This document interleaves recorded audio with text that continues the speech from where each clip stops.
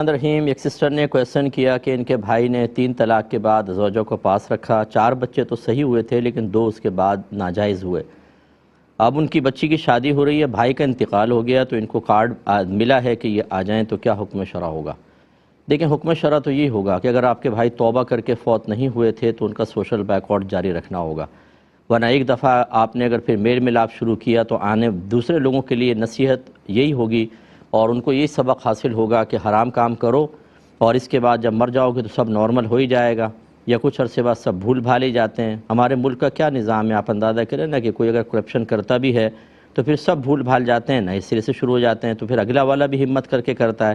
تو ہمارے مذہب اسلام نے یہی ہمیں تعلیم دی ہے کہ اگر کوئی اس طرح اعلانیہ گناہ کرتا ہے اور مسلسل ایک زنا کے اوپر وہ مصر ہے تو پھر اس کا بالکل سوشل بیک آؤٹ کریں۔ اس لیے آپ کو شرعی لحاظ سے تو نہیں جانا چاہیے، حکم شرع یہی ہے۔